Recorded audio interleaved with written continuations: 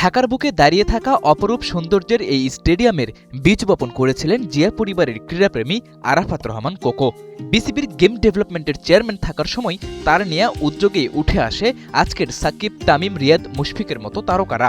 ক্রিকেটকে বিকেন্দ্রীকরণেও শুরু করেছিলেন কাজ, কিন্তু অকাল প্রয়াণে তা আর শেষ করা হয়নি।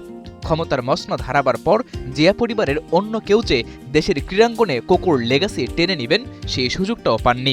কোকোকে সবচেয়ে বেশি সাপোর্ট দেয়া বড় ভাই তারেক রহমানকে অনেকটা বাধ্য করেই পাঠিয়ে দেয়া হয় দূরপ্রবাসে। 2008 সালে দেশ ত্যাগের পর গেল 1.5 দশকে বিএনপির গণতান্ত্রিক আন্দোলন, শৈশবের স্মৃতি বিজড়িত মইনুল রোডের বাড়ি থেকে উচ্ছেদ কিংবা মায়ের কারাবাসের সময় তারেক রহমান থাকতে পারেননি পাশে। তবে তাকে সবচেয়ে বেশি হয়তো কষ্ট দিয়েছে ছোট ভাই আরাফাত রহমান কোকোর মৃত্যুর সময় তার পাশে থাকতে না পারা।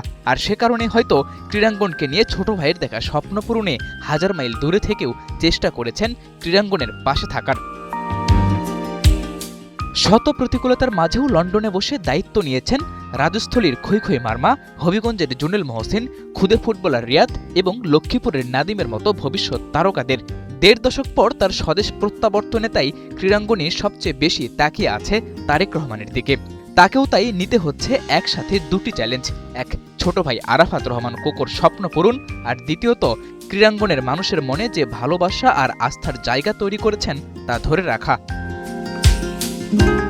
লম্বা সময় দেশের বাইরে থেকেও যে মানুষটা একটুও বিচলিত হননি, ফ্যাসিস্টদের হামলা মামলাও যার দেশপ্রেমে একটুও ফাটল ধরাতে পারেনি, তার সামনে ক্রীড়াঙ্গনকে এগিয়ে নেবার এই চ্যালেঞ্জ খুব কঠিন কিছু নয়। এছাড়া সব চ্যালেঞ্জের সমাধানও তো আপাতত ওই একটাই, দেশের ক্রীড়াকে বিকেন্দ্রীকরণ, অর্থাৎ গোটা দেশে ছড়িয়ে দেয়া, যার শুরুটা হতে পারে ক্রিকেট দিয়ে। আমাদের কিন্তু প্রায়োরিটির নাম্বার 1 হচ্ছে দেশের ক্রিকেট ছড়িয়ে দেওয়া। আমরা ডিসেন্ট্রালাইজ করব বা আমাদের রিজিওনাল ক্রিকেট বডি হবে। সো সেটার একটা প্রধান কাজ আমরা এবার করব। অন্তর্বর্তী সময়ে বিসিবির দায়িত্ব নিয়ে ক্রিকেটকে ডিসেন্ট্রালাইজড করতে চেয়েছিলেন আমিনুল ইসলাম বুলবুল। তবে সেই সময় পার করে বুলবুল এখন ফুল টাইম প্রেসিডেন্ট, কিন্তু ক্রিকেটটা এখনও সেভাবে ঢাকার বাইরে ছড়িয়ে দিতে পারেননি। রাজধানীর ক্লাব কর্তাদের সাথেও তার বোর্ডের দ্বন্দ্ব চলমান। তবে তারেক রহমানের একটা মেসেজেই হতে পারে সব সমস্যার সমাধান। ক্রীড়াঙ্গনে আরাফাত রহমান কোকো সবচেয়ে বেশি কাজ করেছেন এই ক্রিকেট নিয়ে। 2 দশক আগেই মিরপুর স্টেডিয়ামে তৈরি করেছিলেন ভূগর্ভস্থ ড্রেনেজ সিস্টেম। ফলে 2011 সালে ক্রিকেট বিশ্বকাপ আয়োজনের স্বাগতিক দেশের মর্যাদা লাভ করে বাংলাদেশ।